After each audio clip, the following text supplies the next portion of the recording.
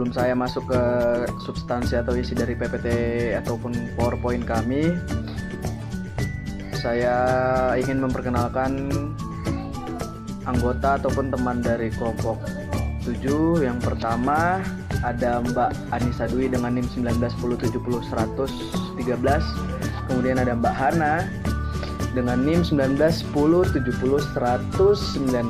Kemudian ada Mbak Atul yang di sini dengan NIM 1910700134. Dan kemudian ada saya sendiri, Raka Rahadian dengan NIM 1910700135. Baiklah, kita lanjut ke isi. Balik ke laptop. Cus.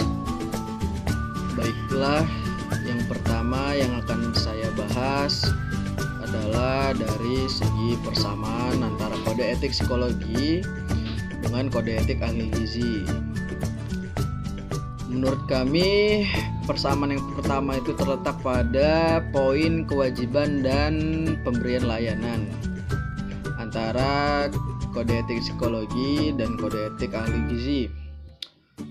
Dalam kode etik psikologi dalam bab 1, Pedoman Umum pasal 1 ayat 5 berbunyi, pemberian layanan untuk pencegahan, pengembangan, dan penyelesaian masalah psikologis dengan cara psikoterapi, konseling, intervensi, dan lain sebagainya.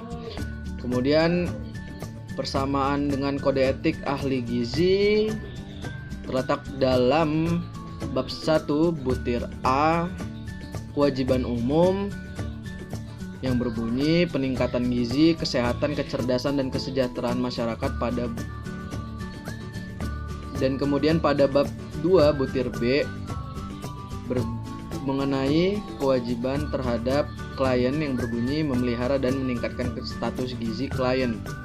Kemudian yang kedua, kode etik psikologi dalam bab 1 pasal 2 prinsip B mengenai integritas dan sikap ilmiah ayat 1 menyebutkan bahwa harus berdasarkan kepada pengetahuan yang sudah diyakini akan kebenarannya.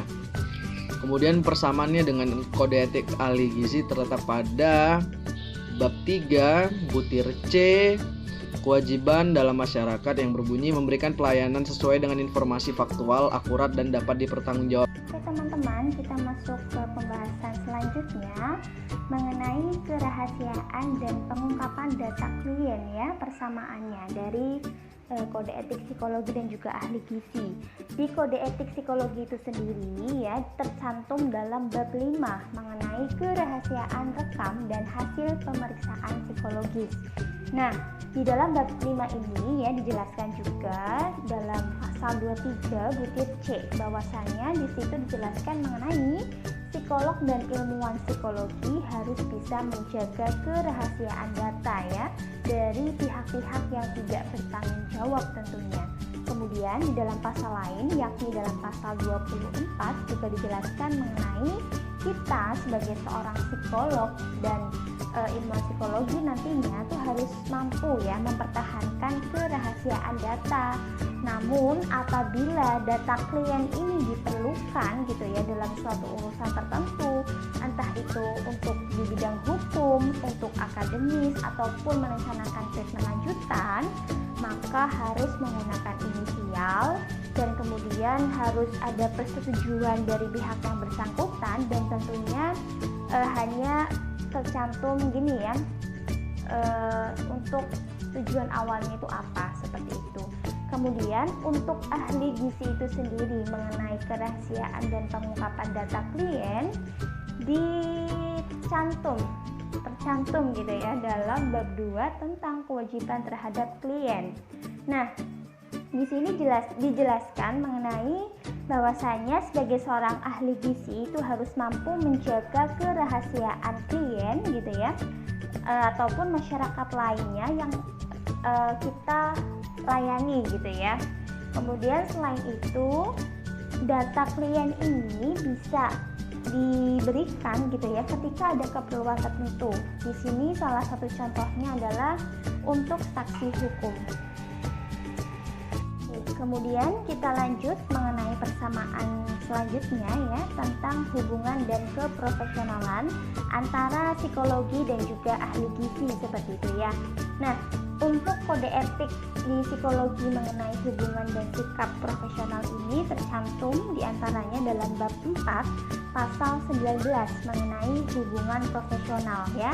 Di dalam pasal ini dijelaskan bahwasanya sebagai seorang psikolog maupun ilmuwan psikologi ya, kita harus mampu melakukan menjalin gitu ya hubungan dengan sesama profesi maupun profesi lainnya.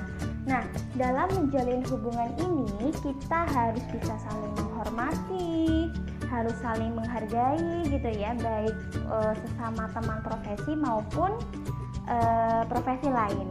Kemudian selain itu di dalam bab 4 pasal 13 mengenai sikap profesional yang harus ada oleh seorang psikolog maupun ilmuwan psikologi, di sini dijelaskan bahwasanya harus sesuai ya keahlian dan wewenang yang kita punya. Kemudian memberikan layanan pada semua pihak yang membutuhkan tanpa terkecuali gitu ya. Dan kemudian memberikan perlindungan dari pelayanan yang diberikan, dan tentunya kita dalam memberikan pelayanan psikologi itu tidak terpengaruh gitu ya kepada konflik personal. Nah, sedangkan di kode etik ahli gizi itu sendiri mengenai hubungan dan sikap profesional ini tercantum dalam bab 4 dan juga bab 5. Di dalam bab 4 di sini mengenai kewajiban kepada teman seprofesi dan mitra kerja, bahwasanya sebagai seorang ahli gizi harus mampu memelihara hubungan persahabatan yang harmonis, baik itu sesama rekan profesinya maupun mitra kerjanya. Bukan hanya itu, seorang ahli gizi juga harus mampu ya menyebarkan ilmunya, ya menyebarluaskan ilmu dan keterampilan kepada sesama profesi dan mitra kerja. Kemudian di dalam bab 5 di sini mengenai kewajiban terhadap profesi dan diri sendiri ya. Ini berkaitan dengan sikap keprofesionalannya, bahwasanya seorang ahli gizi harus mampu dan mau melayani masyarakat tanpa memandang siapa yang akan dilayani. Jadi sama ya seperti tadi sikap profesional yang harus ada di diri psikolog dan ilmuwan psikologi. Kemudian yang kedua di sini mentaati, melindungi dan menjunjung tinggi segala ketentuan yang telah dibuat seperti itu. Jadi kayak hampir sama kayak memberikan perlindungan ya seperti itu. Kemudian yang ketiga adalah tidak boleh terpengaruh dengan kepentingan pribadi. Ini sama ya seperti sikap profesional yang ada di diri psikolog.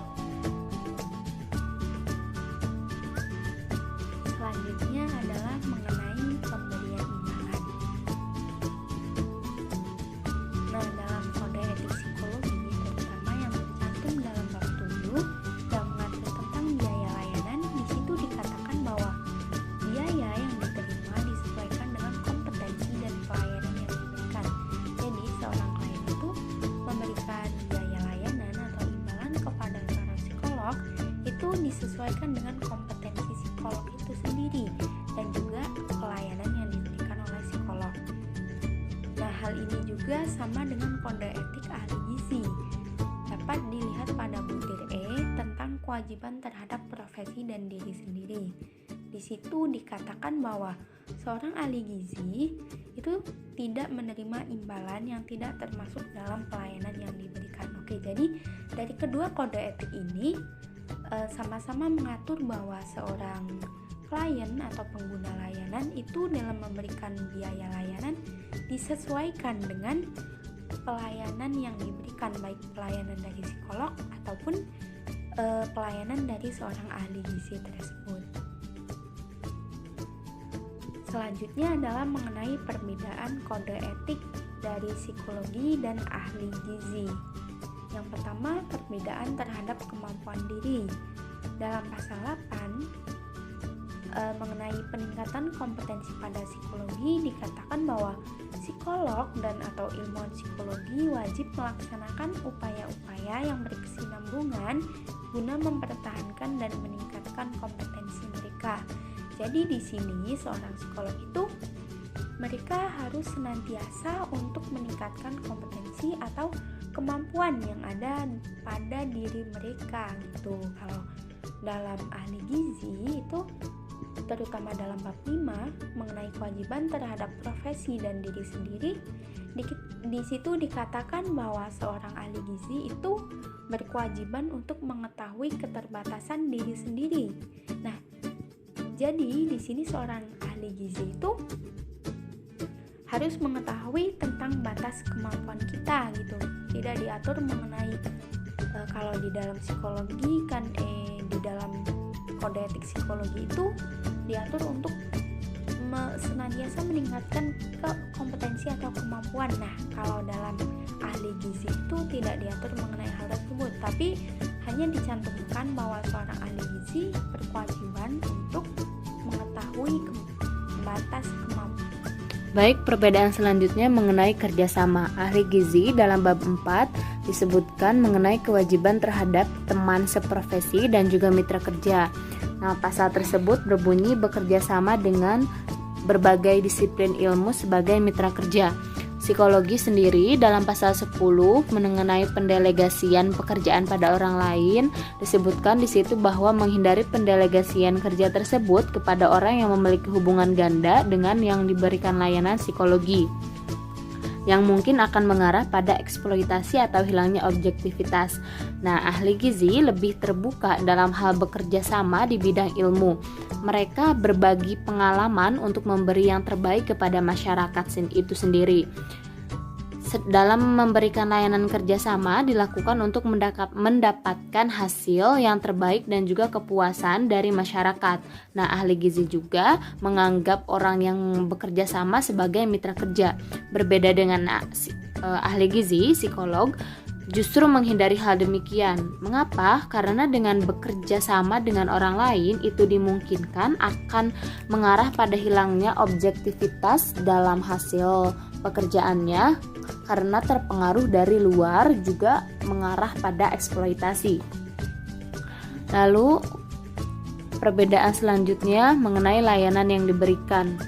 Nah, psikolog sendiri dalam pasal 68 mengenai intervensi, di situ disebutkan bahwa memiliki wewenang dalam mengintervensi dengan beberapa metode, yakni meningkatkan status kesehatan mental masyarakat, sedangkan ahli gizi pada butir D disebutkan kewajiban terhadap teman seprofesi dan juga mitra kerja, yakni memiliki wewenang dalam mempromosikan gizi, meningkatkan status kesehatan gizi masyarakat. Psikologi lebih menekankan untuk meningkatkan kesehatan jiwa seperti kebahagiaan yang akan meningkatkan kualitas mental masyarakat. Sedangkan ahli gizi lebih menekankan pada kesehatan fisik yang didapat dari makanan. Mereka menekankan penghimbauan melakukan pola hidup sehat dan juga makanan yang bergizi untuk meningkatkan kualitas fisik dan juga gizi kepada masyarakat. Mungkin itu perbedaan antara psikologi dan juga ahli gizi. Sekian penjelasannya, terima kasih Perhatiannya, semoga bermanfaat. Di laut ada cumi-cumi. Lautnya itu namanya Laut Kenangan. Sekian dari presentasi kami, dan mohon maaf jika ada kekurangan. Terima kasih penjelasan dari kelompok kami. Wassalamualaikum warahmatullahi wabarakatuh.